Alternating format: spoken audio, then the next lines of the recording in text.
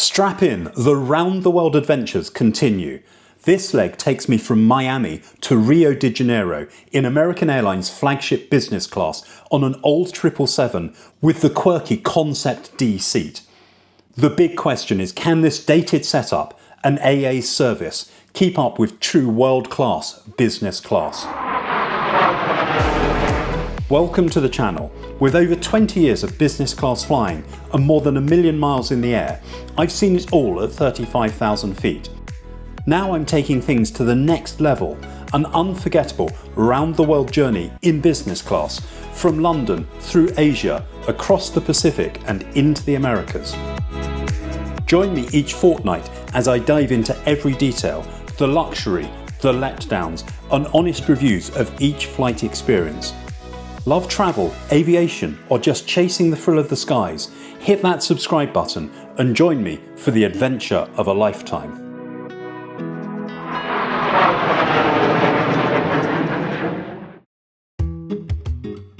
I arrived at Miami International Airport on a connecting flight from Los Angeles.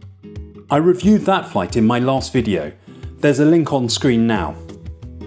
When I checked in at LAX, my bags were checked through all the way to Rio. The baggage allowance was 2 checked bags, each weighing up to 70 pounds or 32 kilos, with maximum dimensions of 62 inches. That's the height plus width plus depth of the case. It was a short walk from my arrival gate to the Flagship lounge. The lounge was available for all international business class passengers. It was co-located with an Admiral's Club for some domestic passengers. At the entrance to the Flagship lounge was a waiter serving glasses of champagne. There was plenty of seating in the lounge. A buffet with a good selection of cold and hot food was available, alongside a self-pour bar. From the lounge there were very good views of my aircraft at the gate immediately below. The aircraft was a Boeing 777-200 extended range aircraft, registration November 761 Alpha Juliet. It was 23 years old. The connection time wasn't that long, and so it was soon time to leave the lounge and head to the gate. Queues were already starting to form when I arrived at the gate. American operates one daily service between Miami and Rio. The flight was full with lots of passengers waiting around at the gate. The gate agent made several totally inaudible announcements, leading to lots of confusion at the gate before boarding finally started. Flagship business passengers got priority in the first boarding group, but had to manoeuvre past all the other passengers waiting around. Business class was in the front cabin and the first section of the second cabin of the aircraft, with 37 seats in a 1-2-1 configuration. Alternate rows face forwards or backwards. I was at the rear of the front cabin in backwards facing seat 5 Alpha. The seat had a width of 20 inches and could recline to form a 78-inch flat bed. It was a saffron Concept D seat, which appears to only be used by American Airlines. The pairs of seats were locked together, so if your neighbour moved, this could also jostle your seat. On the seat was a bag containing bedding and some slippers. A set of headphones and an amenity kit were also provided. Ahead of the seat was a small footstool. Beside the seat was a small storage compartment where there were 2 USB-A ports. Below this were 2 power sockets. In front of the seat, the entertainment screen folded out. Overhead there was a good amount of storage space for luggage. Prior to departure, sparkling wine, juice or water were offered in plastic cups. I was in the toilet when they came around and wasn't offered a drink later. The slippers were nice and soft and of a better quality than many other airlines. The amenity kit was a good quality bag from Brandon Blackwood. It contained an eye mask, dental kit, earplugs, lip balm and hand lotion.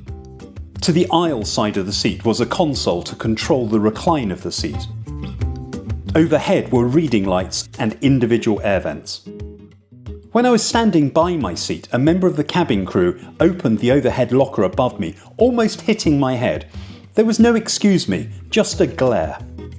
The air bridge was retracted a few minutes ahead of schedule as the safety video was played in both English and Portuguese. Welcome to your American Airlines flight. On its way to one of our many destinations across the globe. Made possible by our dedicated team members. We pushed back from the gate and taxied to take off from runway 08 right. The cabin lights were dimmed for takeoff. However, they kept coming back on every few minutes before being turned off again. This seemed to go on for the first couple of hours of the flight.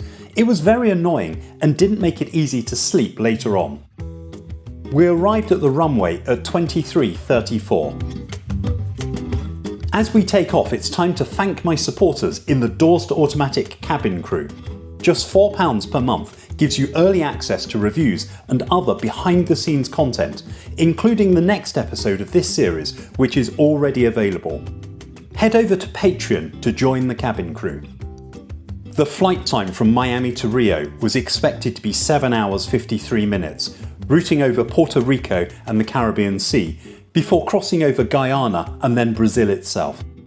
As I settled in for the flight, there was an automated announcement about Wi-Fi, power and seatbelts. Basically the sort of announcement that would be made by a senior member of cabin crew on other airlines.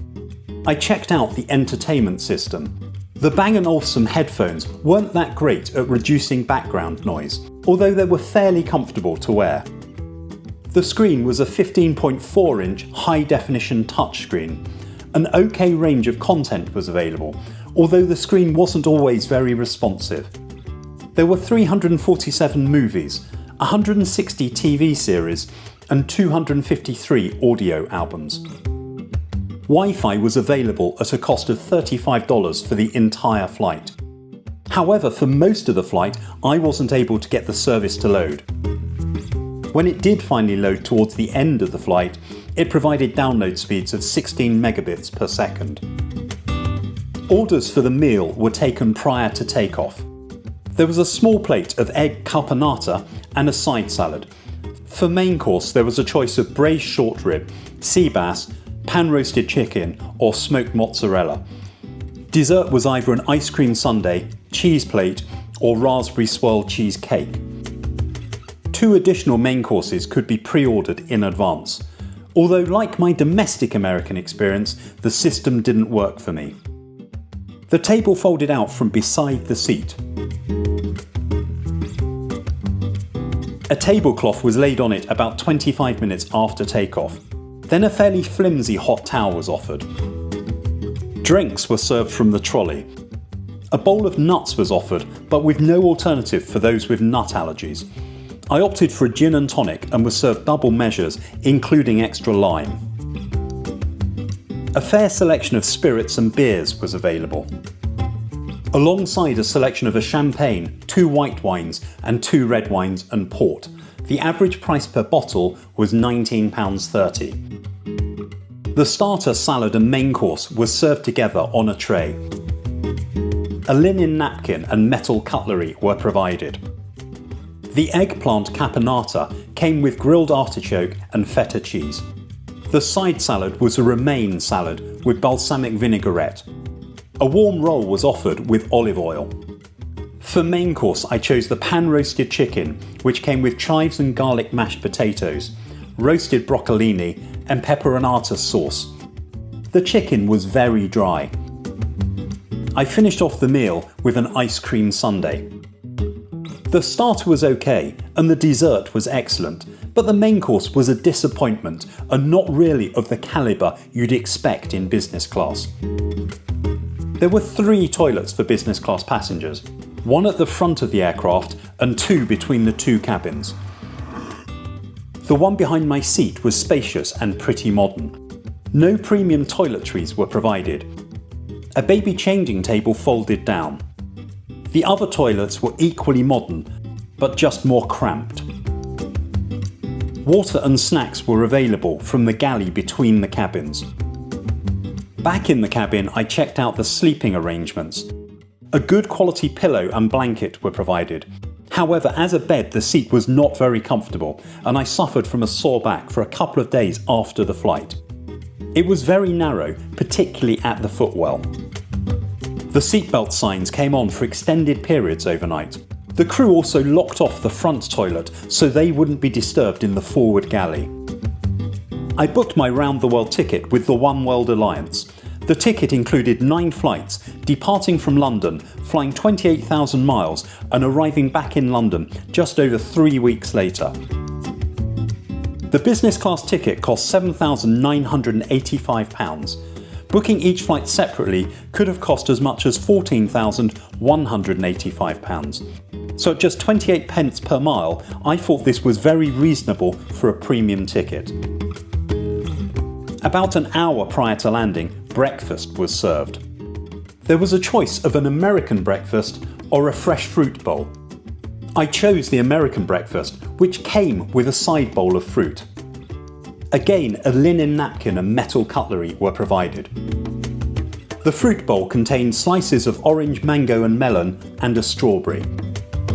A warm scone was served on the side. The American breakfast consisted of scrambled eggs with chive, Canadian bacon, roasted potatoes and herb tomato. I thought the breakfast was a vast improvement on the evening meal. Soon after breakfast we were preparing to land.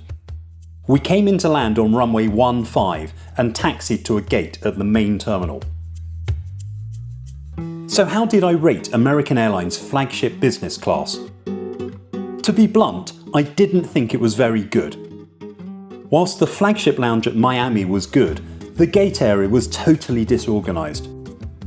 On board, the seat wasn't that comfortable, either upright or as a bed. The entertainment system had an okay range of content, but the controls were temperamental and the headphones didn't reduce that much noise. The Wi-Fi was unusable for much of the flight. The food was nowhere near the quality of either Cathay Pacific or Sri Lankan from earlier in my trip. And the service was poor, with an unfriendly and dismissive crew. I certainly don't think there was anything world class about this business class experience. But what do you think? Let me know in the comments. Next time, will my experience improve? I'm flying from Rio to Madrid in Iberia's business class. Think lie flat comfort, Spanish hospitality, and maybe a surprise or two along the way. Subscribe now. You won't want to miss this one.